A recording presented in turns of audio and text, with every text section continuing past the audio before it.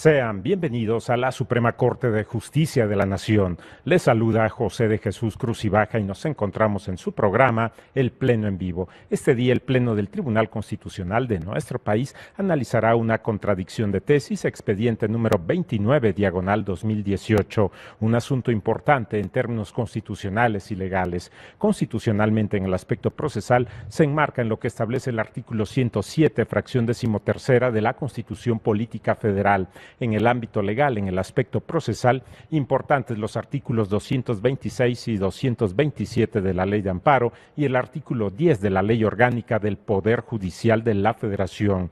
En el ámbito legal, en el orden substancial, importante el estudio que se establece en esta contradicción de tesis de diversos artículos de la Ley de Amparo y también del Código Federal de Procedimientos Civiles, un asunto que analiza fundamentalmente en este caso la figura de las firmas, en el caso electrónicas y autógrafas, en el marco precisamente de las sentencias y en el caso específico de las sentencias emitidas en el juicio de amparo indirecto y el conocimiento que tuvieron en estos casos los tribunales colegiados del Poder Judicial de la Federación a través de los recursos de revisión correspondientes, de donde derivan los criterios que en este caso se encuentran a estudio en el proyecto correspondiente en el Pleno de la Suprema Corte de Justicia de la Nación.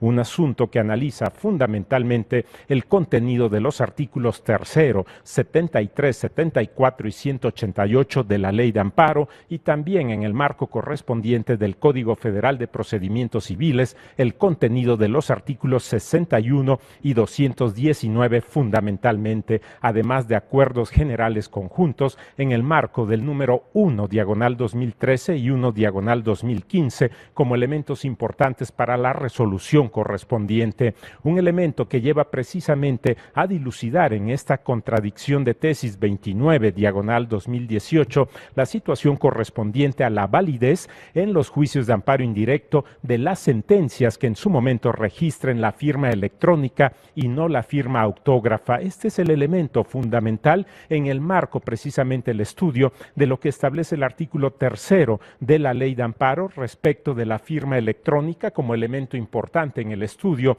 que establece el Pleno de la Suprema Corte de Justicia de la Nación para dilucidar la situación correspondiente a la validez de las sentencias en el juicio de amparo indirecto y el planteamiento del marco de los artículos 73 y 74 de la Ley de Amparo, este 74 correspondiente precisamente a los requisitos que en su momento cubre la sentencia correspondiente y además del contenido del artículo 188 de la propia Ley de Amparo y los elementos correspondientes en el marco también del Código Federal de Procedimientos Civiles de aplicación supletoria en el caso y que establece la participación de los secretarios y de todos los funcionarios en el orden jurisdiccional para en su momento determinar con la firma correspondiente la validez de estas sentencias y en el caso el contraste de la firma autógrafa con la firma electrónica y las evidencias criptográficas correspondientes como elemento fundamental en la determinación que realizará el Pleno de la Suprema Corte de Justicia de la Nación,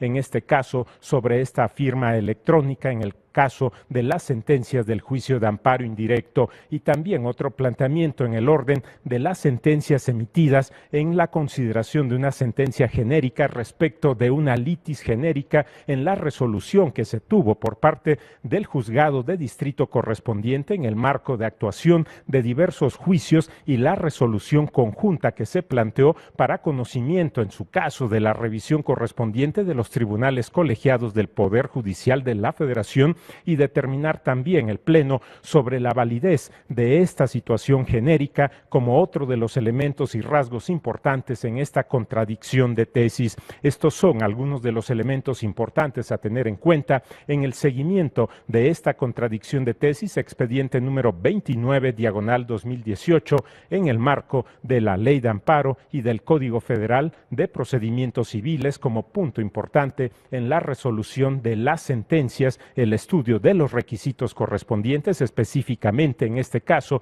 de la firma y la naturaleza de esta firma, la característica correspondiente en las vertientes de lo que hemos comentado y las resoluciones que en su momento plantearon los diferentes tribunales colegiados del Poder Judicial de la Federación, criterios que en este caso llegan precisamente al conocimiento del Pleno de la Suprema Corte de Justicia de la Nación a través de esta contradicción de tesis. En este momento iremos a una pausa y volvemos con ustedes con más comentarios al respecto. Vamos a la pausa.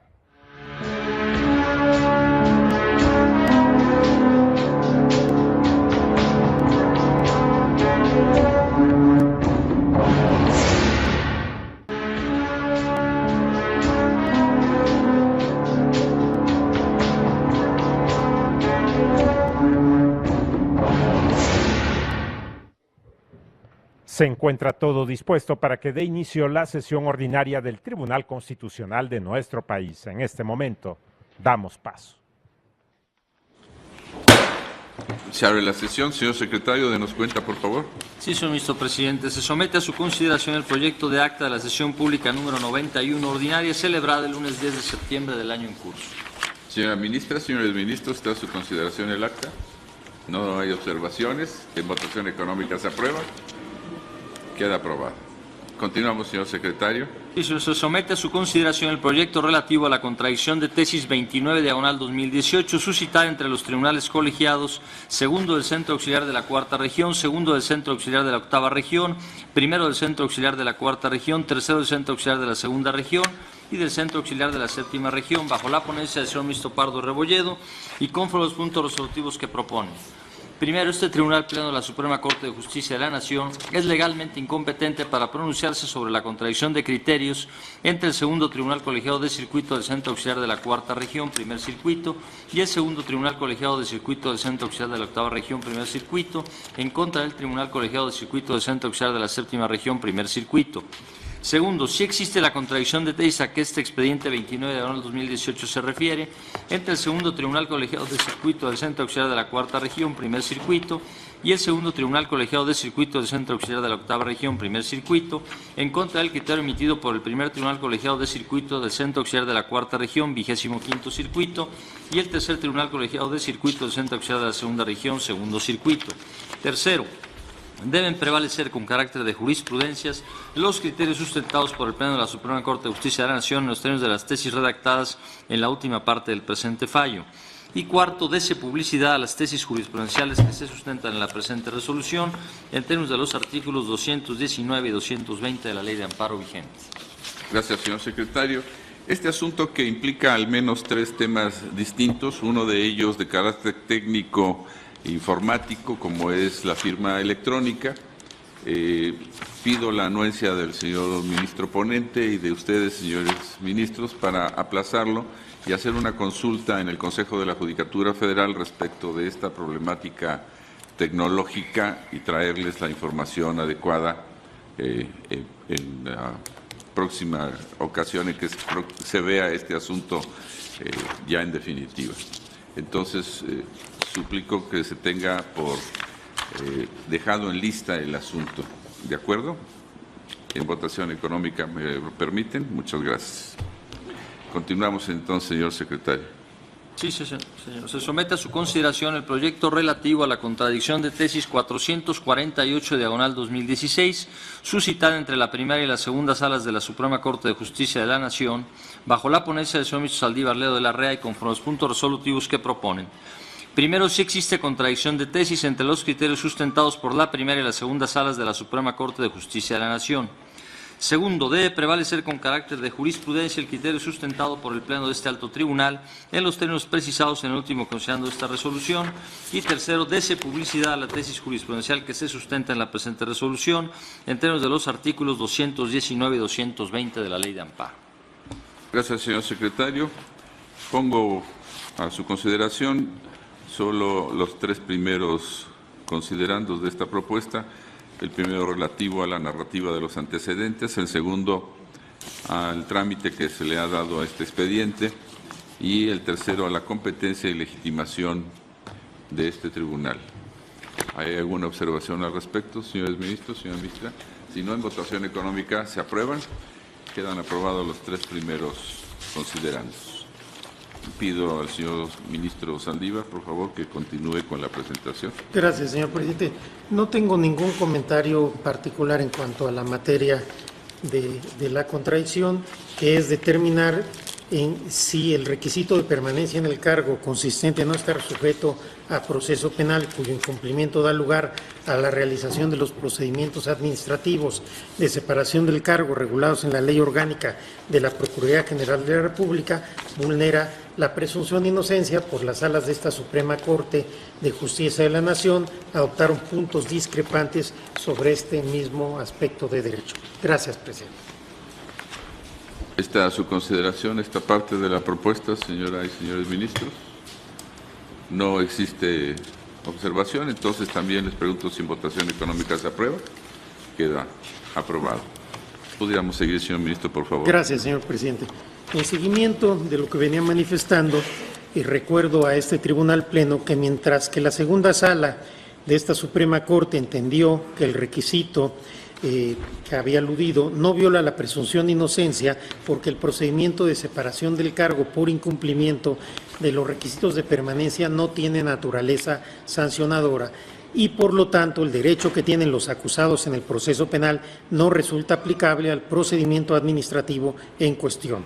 Por su parte, la primera sala estimó que si bien la presunción de inocencia no resulta directamente aplicable al proceso administrativo de separación del cargo, circunstancia en la que están de acuerdo las dos salas, el derecho que tiene un acusado dentro de un proceso penal a que se presuma su inocencia sí tiene una incidencia indirecta o un efecto reflejo en el procedimiento administrativo de separación del cargo, circunstancia por la que estimó que el requisito en análisis transgredía el principio de presunción de inocencia. Ahora bien, por lo que hace al estudio de fondo, el proyecto se estructura en dos apartados distintos para dar respuesta a la primera contradicción. Primero, se abordan los alcances del derecho a la presunción de inocencia dentro de los procedimientos administrativos que tienen como finalidad la verificación del cumplimiento de los requisitos de permanencia en el cargo de un funcionario. Y en segundo lugar, se desarrolla el derecho a la presunción de inocencia dentro de los procesos penales y sus efectos de irradiación hacia ámbitos extraprocesales. En relación con el primero de los apartados, el proyecto expone en un primer momento la línea jurisprudencial y doctrinal de este alto tribunal en relación con la aplicabilidad de los principios que rigen en materia penal a los procedimientos administrativos sancionadores. En este sentido, establece que la Suprema Corte ha sostenido de manera consistente que la presunción de inocencia es un derecho fundamental aplicable a los procedimientos administrativos de naturaleza sancionadora. Lo anterior en virtud de que uno de los principios rectores del derecho que debe ser aplicable a todos los procedimientos de cuyo resultado pudiera derivar alguna pena o sanción como resultado de la facultad punitiva del Estado es el de presunción de inocencia como derecho fundamental de todo ciudadano, aplicable y reconocible a las personas que pudiesen estar sometidas a un procedimiento administrativo sancionador, aunque aplicado modularmente a este. No obstante, el proyecto reconoce que el derecho de que la presunción de inocencia resulte aplicable al derecho administrativo sancionador no resuelve el problema que nos ocupa, pues subsiste el interrogante respecto a si los procedimientos administrativos para verificar el cumplimiento de los requisitos de permanencia en el cargo regulados en la Ley Orgánica de la Procuraduría General de la República son procedimientos sancionadores en los que aplicarían los principios que rigen en materia penal, particularmente al principio de presunción de inocencia. Al respecto, la consulta retoma diversos precedentes, tanto de la primera como de la segunda sala de esta Suprema Corte, en los que se ha determinado que los procedimientos administrativos de separación por incumplimiento de los requisitos de permanencia en el cargo no constituyen propiamente procedimientos administrativos sancionadores, por lo que la presunción de inocencia es un derecho que no puede aplicarse directamente a dichos procedimientos. Con todo, el proyecto establece que lo anterior no supone que la presunción de inocencia no tenga una incidencia en los procedimientos de separación del cargo, tal como se desarrolla en el segundo de los apartados del proyecto en los siguientes términos. De esta manera, en el segundo de los apartados en los que se estructura el estudio de fondo, se propone sostener que si bien la presunción de inocencia no resulta directamente aplicable al procedimiento administrativo de separación del cargo en atención a las anteriores consideraciones, lo cierto es que el derecho que tiene todo acusado dentro de un proceso penal a que se presuma su inocencia, mientras no exista una sentencia definitiva en que se establezca su culpabilidad, tiene efectos de irradiación que se reflejan o proyectan en el citado procedimiento administrativo y que protegen a la persona de cualquier tipo de medida desfavorable que se pueda decretar en ese ámbito por el simple hecho de estar sujeto a proceso penal, evitando así que a través de esas medidas se haga una equiparación entre imputado y culpable en ámbitos extraprocesales. Para arribar a dicha conclusión, en el proyecto se retoman diversos precedentes en los que se desarrollan las distintas vertientes de este derecho fundamental, entre las que destaca la presunción de inocencia como regla de tratamiento del imputado. Sobre esta vertiente cabe destacar que la misma ordena que las personas que están sujetas a proceso penal no sean tratadas de la misma manera que las personas que han sido declaradas culpables.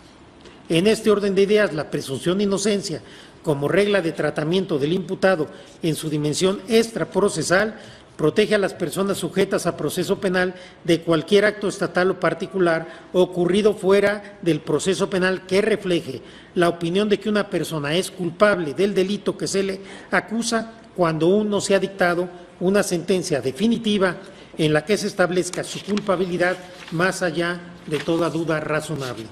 Es decir, dicha vertiente impide que se aplique cualquier tipo de medida desfavorable asociada al simple hecho de estar sujeta a un proceso, evitando así que a través de estas medidas se haga una equiparación entre imputado y culpable en términos extraprocesales.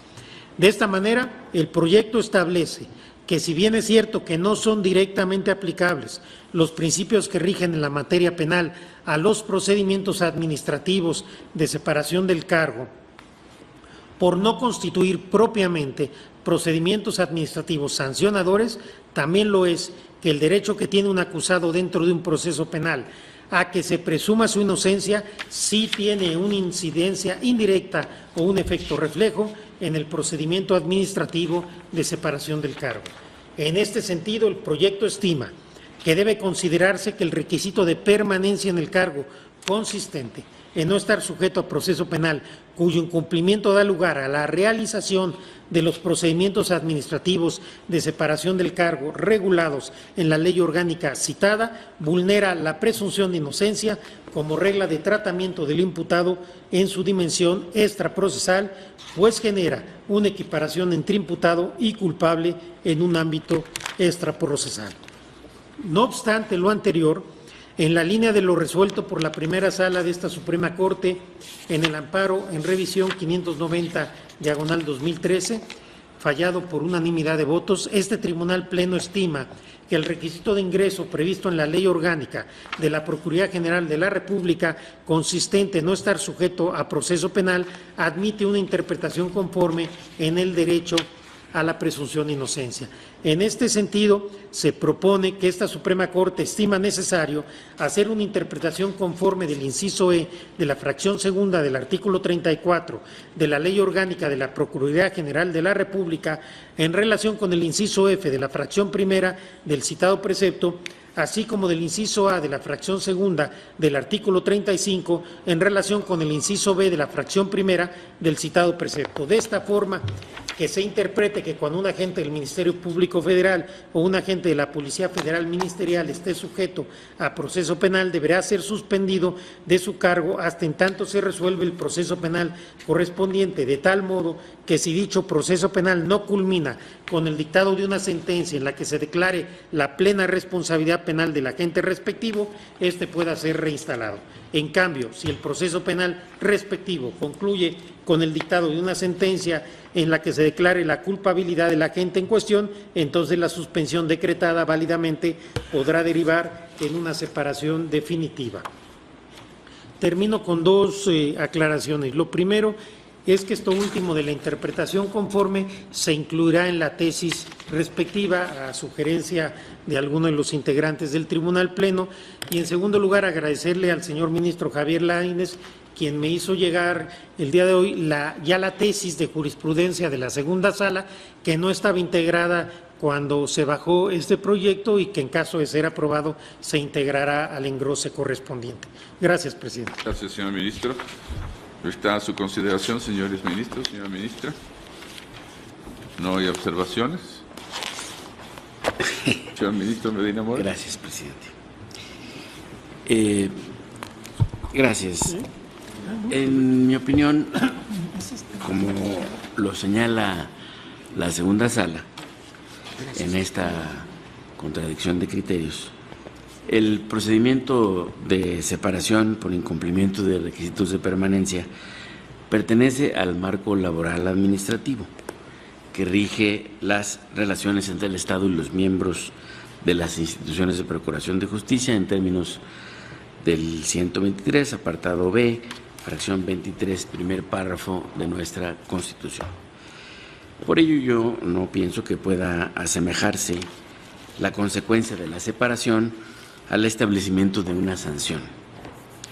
Además, en caso de que la separación fuese injustificada, en términos de esta restricción constitucional prevista en el precepto constitucional, la autoridad estará constreñida al pago de la indemnización correspondiente y las demás prestaciones, la que está, son 3 meses más 20 días por año, efectivamente desempeñado en el servicio. Adicionalmente, me parece pertinente recordar que el requisito de permanencia en estudio tiene una justificación constitucional, la cual consiste en que las labores de procuración de justicia se realicen con apego a los principios de legalidad, honradez, lealtad, imparcialidad y eficiencia.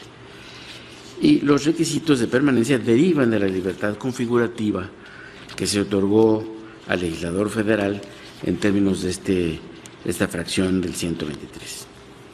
El requisito de permanencia, pues, no prescribe una obligación adicional al requisito de ingreso, además de que los motivos y razones para su establecimiento siguen vigentes y tienen una mayor relevancia para la permanencia en la institución de procuración de justicia.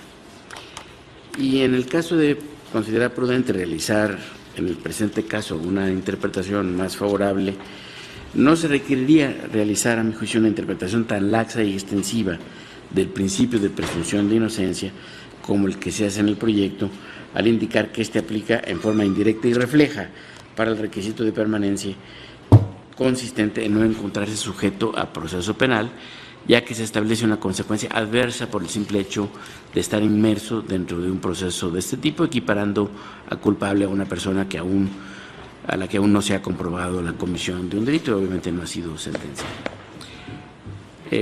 La interpretación conforme a mi juicio puede realizar sin necesidad de recurrir al principio de presunción de inocencia de forma refleja, ya que en dado caso podría alegarse que es constitucional el requisito tal y como fue considerado el mismo para el ingreso en las instituciones policiales al resolver la acción de inconstitucionalidad 23/2009 que analizó el requisito de ingreso, que se refiere aquí, que es el no estar sujeto a un proceso penal, entonces establecido en la Ley General del Sistema Nacional de Seguridad Pública, en el cual se resolvió que era constitucional el requisito de ingreso, ya que no constituía un acto de privación de derechos, ya que los aspirantes solo tienen el derecho a ser tomados en cuenta en la selección del ingreso. Por esa razón yo no estoy de acuerdo con la tesis, no con los argumentos que le sirven de base, y estoy con el criterio de la segunda sala.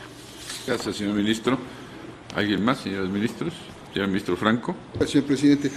Muy brevemente, dado que yo fui ponente en 2 de los asuntos de la segunda sala que son materia de esta contradicción, ya el ministro Medina Mora ha dado las razones que además se contienen en estas resoluciones. Yo simplemente quisiera hacer énfasis en que por las razones que en su momento se tuvieron, se estableció un régimen laboral administrativo especial para este tipo de servidores públicos. ¿Por qué? por las características que requiere el ejercicio de la función que tienen encomendadas y también porque esto debe reflejarse hacia el exterior de la función que realizan. Consecuentemente, el tema de la confianza siempre se ha considerado un tema muy importante. Simplemente quiero señalar que yo sigo pensando que el principio de presunción de inocencia en materia administrativa tiene características específicas y que así lo hemos sostenido y así lo ha sostenido la segunda sala y yo en lo personal, y que consecuentemente el sentido que tiene en materia penal no puede simplemente ser transferido a la materia administrativa como se reconoce en el proyecto, ¿no? Pero en estos casos en particular hay, por decisión del constituyente federal, una caracterización específica para estos servidores públicos.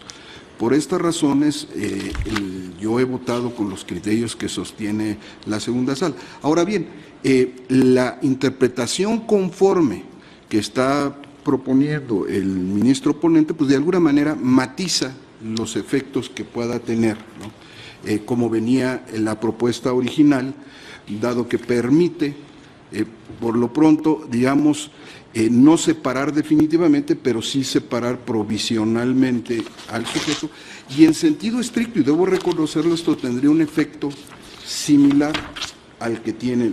Yo, de cualquier manera, estaré con el criterio que hemos sostenido en la segunda sala por los razonamientos esgrimidos. Creo que este es un aspecto extraordinario de nuestro régimen constitucional y legal que tiene una protección especial. Consecuentemente, yo estaré en contra de la propuesta, pero creo que es magnífico que se establezca esta interpretación conforme, que en realidad va mucho más allá de lo que la ley dice, etcétera, para precisamente proteger esta parte. Creo que con esta adición que se propone, de alguna manera, se matizan los efectos perjudiciales que yo he visto tendría el no determinar que no cumple con los requisitos y que consecuentemente queda separado del servicio. Gracias, señor presidente. Gracias. Gracias. Señor ministro, señora Misa Piña. Sí, gracias, señor presidente. Yo estoy de acuerdo con el criterio de la primera sala. Quiero señalar que no participé en la sentencia que se emitió en esa ocasión. Lo que sucede aquí es que había una contradicción de tesis entre la primera y la segunda sobre si resultaba inconstitucional el artículo 34 y 35 de la Ley Orgánica de la Procuraduría General de la República al establecer como requisito de permanencia el no estar sujeto a un procedimiento penal. El de ingreso fue el requisito para ingresar, como dijo el señor Medina Mora, fuera cuestión de análisis en una acción diferente. Aquí lo que se estaba analizando era específicamente el de permanencia. El concepto de violación en ambos amparos fue específicamente que era violatorio del principio de presunción de inocencia al establecer ese requisito.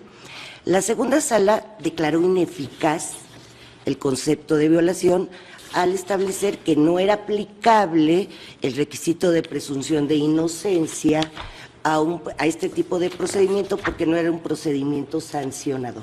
Hasta ahí quedó la segunda sala. Era inaplicable. La primera sala, por su parte, dijo que también era inaplicable en sentido estricto, de manera directa, porque al ser un principio penal y no estarse en presencia de un procedimiento sancionador, no resultaba directamente aplicable.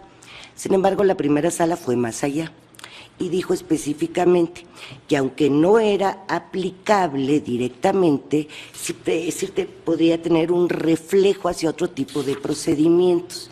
Es decir, que iba a incidir en el procedimiento de separación por incumplimientos de requisitos de permanencia, y también lo declaró constitucional, partiendo de una interpretación conforme, en el entendido de que iba a ser suspendido temporalmente y solo en caso de que se tuviera sentencia condenatoria, entonces sí podía ser separado. Y esa fue una interpretación conforme que hizo la primera sala. Ahora, el artículo 78 de la ley, orgánica de la Procuraduría General de la República, dice lo que dijo la sala como interpretación conforme. Exactamente eso es lo que dice.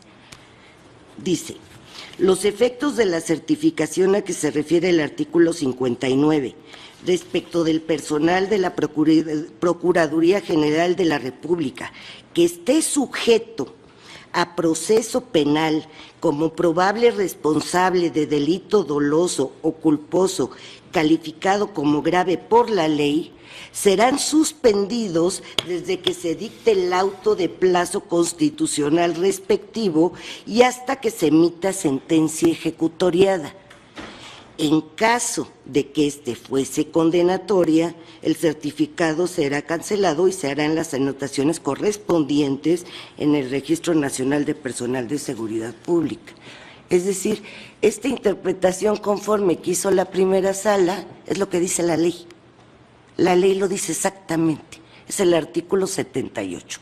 Entonces, yo, aún estando de acuerdo con la posición de la primera sala, yo me apartaría de la interpretación conforme, porque no hay necesidad de hacer una interpretación conforme, porque la ley dice lo que la primera sala dice que debe decir. La ley lo dice en el artículo 78. Entonces, yo estaría con el proyecto de la primera sala, pero me separaría de la interpretación conforme. Diría, el artículo no es inconstitucional porque hay otro artículo, que el 78, que establece esto. Gracias, señor presidente. Gracias, señora ministra. Yo también estoy en contra de este proyecto, entre otras cosas, porque como ya se ha mencionado, y comparto plenamente las razones del señor ministro Medina Mora y desde luego del ministro Franco, para mí, en primer lugar, no es un procedimiento sancionatorio, es un requisito de permanencia en el cargo. No se está haciendo uso de un derecho sancionatorio del Estado en contra de estas personas. Ese es un requisito que debe verse desde el punto de vista laboral administrativo y, por lo tanto, en principio ni siquiera tendría aplicación ninguna de las disposiciones relativas al procedimiento sancionador.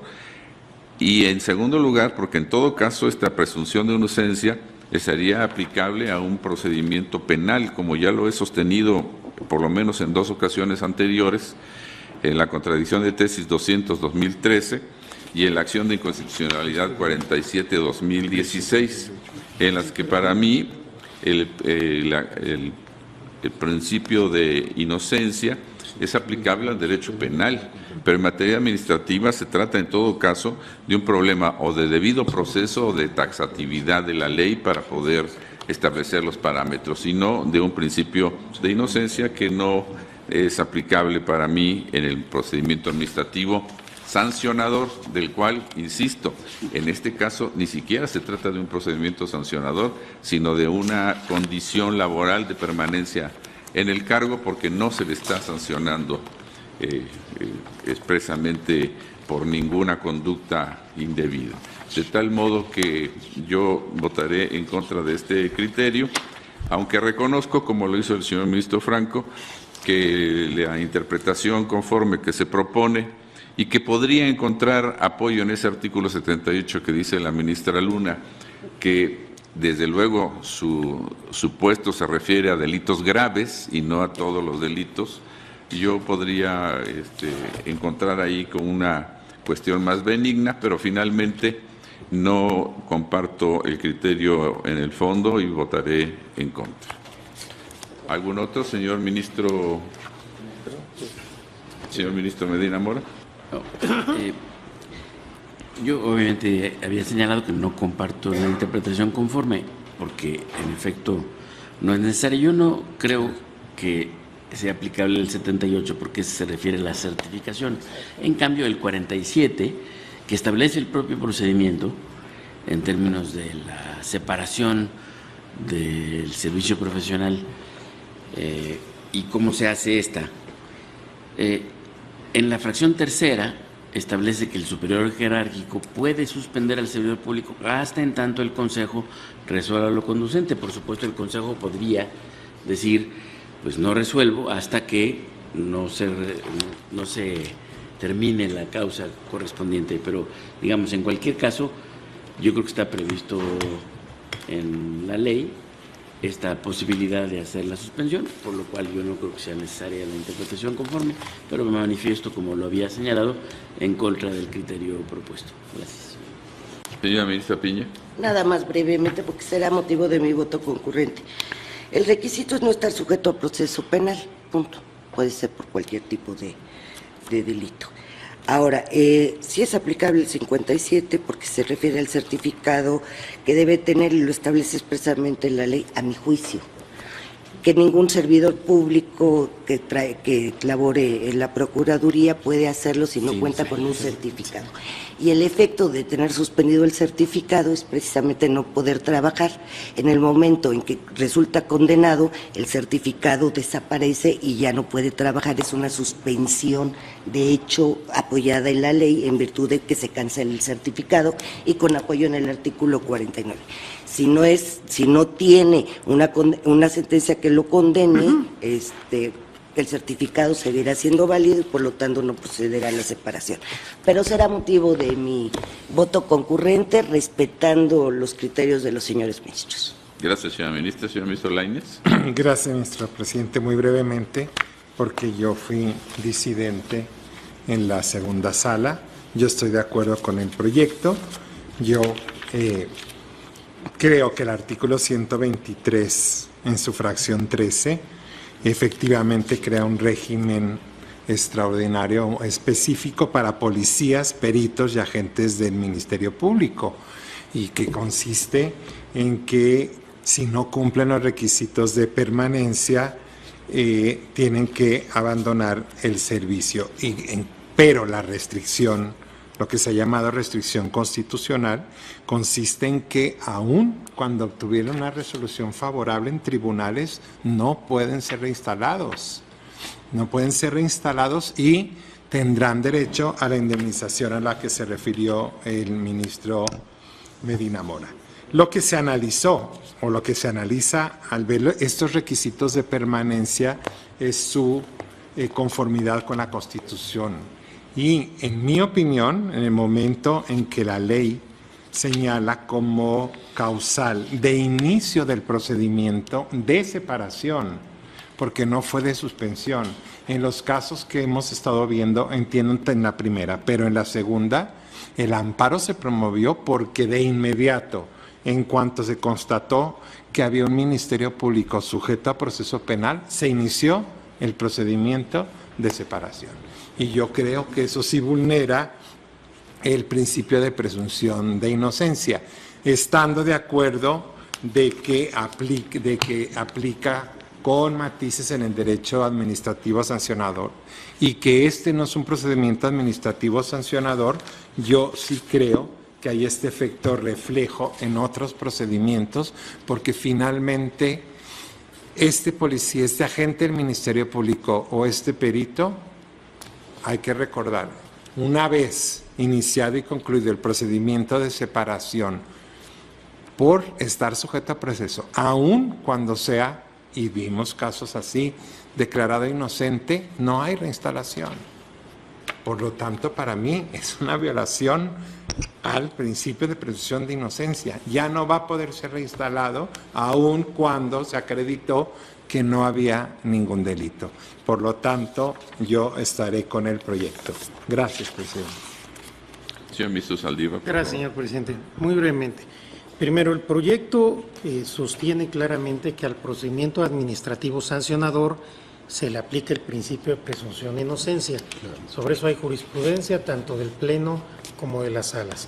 Segundo lugar, se reconoce expresamente que este procedimiento de separación no es un procedimiento administrativo sancionador y que no se le aplica de manera directa el principio de presunción de inocencia. La argumentación del proyecto está en que el principio de presunción de inocencia del proceso penal irradia o de manera refleja a este procedimiento de separación. Entonces, me parece que objetar que a este principio, que a este procedimiento no se le aplica de manera directa el principio de presunción de inocencia, no es argumentar en contra del proyecto, porque eso lo reconoce el proyecto. Lo que se tendría que argumentar, por qué a una persona que está sujeto a un proceso penal, este principio de presunción de inocencia en su vertiente de trato procesal no irradia a este procedimiento de separación. Creo que ese es el punto jurídico. Y por último, la ministra Piña dice que el artículo 78 ya dice lo que la interpretación conforme del proyecto dice. Yo creo que no es así. El artículo 78 no se refiere a este supuesto, se refiere a la certificación que establece el artículo 59, es el texto expreso del artículo 78. Entonces parece que la señora ministra está cambiando una interpretación conforme del proyecto por una interpretación extensiva del artículo 78. Yo creo que el artículo 78 no dice lo que dice el proyecto en cuanto a interpretación conforme. Creo que son supuestos distintos, presupuestos distintos y soluciones diferenciadas. Consecuentemente, yo sostendré el proyecto modificado en los términos que fue presentado. Gracias, presidente. Gracias, señor ministro. Supongo que la señora ministra quiere hacer una participación. Por favor, señora ministra. Brevemente. Yo respeto que digan que no es aplicable.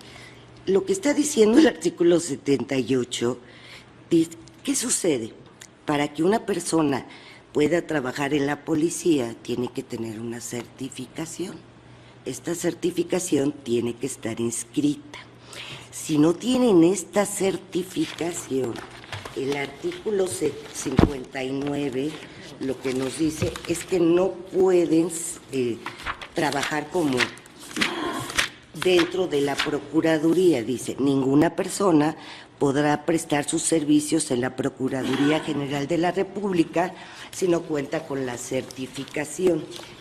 Ahora, ¿qué sucede? Este artículo 78, si bien habla de la certificación, está regulando el supuesto del personal de la Procuraduría General de la República que esté sujeto a proceso penal como probable responsable de delito. Ese es el supuesto. O sea, el artículo que estamos analizando dice, para permanecer deberás no estar sujeto a proceso penal. El 78 nos dice, bueno, los que estén sujetos a proceso penal, ¿qué es lo que dice? Como probable responsable, serán suspendidos desde que se dicte el auto de plazo constitucional. El personal será suspendido. ¿Qué personal? Pues el que esté sujeto a proceso penal será suspendido desde que se dicte el auto de plazo constitucional respectivo y hasta que se emita sentencia condenatoria. Por eso, a mi juicio, este supuesto, al margen de que hable de la certificación, porque es un todo como se debe analizar la ley, al margen de que hable de la certificación, se analiza, a mi juicio, respetuosamente, el supuesto de aquel personal de la Procuraduría que está sujeto a proceso penal como probable responsable de delito. Y ese es el supuesto que establece para permanecer. Y dice, ¿qué pasa con ese personal? Pues será suspendido desde que se dicte el auto de plazo constitucional, así está la ley, respectivo, y hasta que se emita sentencia ejecutoriada. En caso de que esta fuera condenatoria, pues se va a cancelar ese registro y, lógicamente, si no tiene ese certificado, pues no podrá ya dar lugar a la suspensión, ya no podrá ser personal que pueda laborar en la Procuraduría. Por eso, respetuosamente, yo creo que estamos analizando el mismo supuesto. ¿Qué sucede con aquel personal que esté sujeto a un proceso penal como probable responsable de un delito? ¿Qué sucede? Pues el 78 no los dice. Por eso yo respetuosamente haría un voto concurrente. Gracias. Gracias, señora ministra. No hay más observaciones. Tomamos entonces la votación, señor secretario. Sí, señor ministro presidente. Señor ministro Gutiérrez Ortiz. A favor del proyecto modificado, me reservo el derecho a formular un voto concurrente cuando vea el engroso. Señor ministro Cosío. ¿Cuál así fue la manera en que voté en sala cuando se dieron estos asuntos? Señor ministro Franco González. En contra. Señor ministro Saldívar Ledo Con de el la proyecto modificado. Rea. Álvaro Boyer. A favor del proyecto modificado. Señor ministro Piña Hernández. Con el proyecto modificado, separándome de algunas consideraciones y con un voto concurrente. Señor Medina Mora. Estoy en contra. Señor ministro Lainez. Con el proyecto modificado. Señor ministro presidente Aguilar Moreno. En contra. Señor ministro presidente, me permito informarle que existe una mayoría de 6 votos a favor de la propuesta modificada del proyecto, con reserva a formular en su caso voto concurrente a los señores ministros Gutiérrez Ortiz Mena y Cosío Díaz. La señora ministra Piña Hernández en contra de algunas consideraciones y reserva su derecho a formular voto concurrente, y con el voto en contra de los señores ministros Franco González Salas, Medina Mora y presidente Aguilar Morales. Bien, con esta votación queda aprobada en sus términos la propuesta modificada de este asunto, que es la contradicción de tesis 448/2016. Señor secretario, continúe con la lista, por favor. Sí, señor ministro presidente. Se somete a su consideración el proyecto relativo a la contradicción de tesis 18/2018, suscitada entre la primera y la segunda salas de este alto tribunal, bajo la ponencia del señor ministro Saldívar Ledo de la Rea, y contra el punto único resolutivo que propone, queda sin materia la presente contradicción de tesis en términos de lo dispuesto en el último considerando de la presente resolución. Esta a su consideración, señoras y señores ministros. Queda sin materia este asunto debido a la resolución que acabamos de votar. De acuerdo, en votación económica se aprueba. Queda en consecuencia resuelto sin materia esta contradicción de tesis 18/2018. No habiendo otro asunto listado para la sesión de hoy, voy a levantar la sesión, señores ministros, señora ministra, y los convoco para la próxima sesión pública ordinaria, el próximo jueves, en este recinto, y les comunico que por atender a una encomienda oficial que haré el próximo 13, no asistiré a la sesión y se encargará de esto el ministro que esté en el decanato correspondiente. Se levanta la sesión.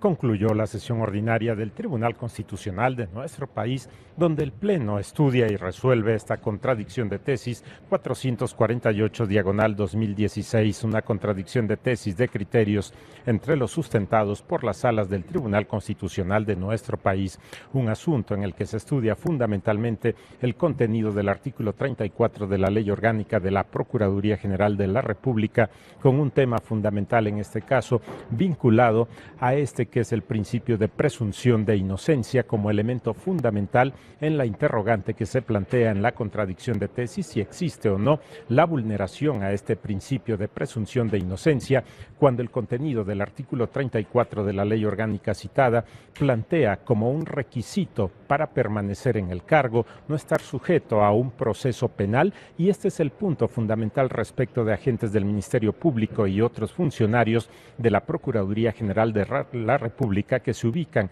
en el supuesto planteado por este artículo 34 y que establece un elemento fundamental, estar sujeto al proceso penal, que en su momento plantea la posibilidad de que no se mantengan en el cargo los servidores públicos, y este es el elemento que analiza el Pleno de la Suprema Corte de Justicia de la Nación para determinar en este que es el resolutivo planteado precisamente en la contradicción de tesis de que existe una vulneración al principio de presunción de inocencia, y se plantea una interpretación conforme respecto de cuál debe ser el camino que sigue precisamente la persona que en su momento se encuentra en este supuesto y que lleva precisamente a una suspensión, pero que esto no inhabilita definitivamente y está sujeto a la resolución final del proceso correspondiente correspondiente y en su caso puede ser reinstalada la persona, el servidor público que se encontraba en ese supuesto. Si la determinación en su momento de la autoridad determina que existe una responsabilidad, procederá la separación del cargo definitivamente. Se plantea un punto importante respecto de esta contradicción de tesis, respecto de la vulneración del principio de presunción de inocencia y que da pauta precisamente a esta posibilidad de reinstalación como se plantea en la interpretación conforme del proyecto que obtuvo en esta votación correspondiente 6 votos y se plantea precisamente esta definición en el orden de la contradicción de tesis 448/2016 con un estudio importante respecto de este principio de presunción de inocencia vinculado al ámbito penal, pero también el análisis que se establece del procedimiento administrativo sancionador y la determinación de aplicación de este principio al ámbito de este supuesto que plantea el artículo 34 de la Ley Orgánica de la Procuraduría General de la República. Este es el asunto que resuelve el Pleno del Tribunal Constitucional de nuestro país. Y posteriormente otra contradicción de tesis, la número 18, que plantea precisamente el mismo esquema, queda sin materia con la resolución que se ha planteado en la primera de las contradicciones de tesis. Estos son los casos que resuelve el Pleno del Tribunal Constitucional de nuestro país. Agradecemos a todos ustedes la atención a su programa, El Pleno en Vivo. Se despide José de Jesús Crucibaja, invitándoles para que en punto de las 9 de la noche puedan dar seguimiento, acceso directo en el espacio noticioso del canal judicial y agradeciendo su interés en este ámbito de interés en el orden de interpretación judicial. Gracias por su atención y un punto fundamental respecto de este principio de presunción de inocencia que se irradia al ámbito de lo que establece esta definición respecto de la ley orgánica correspondiente. Por su atención, gracias.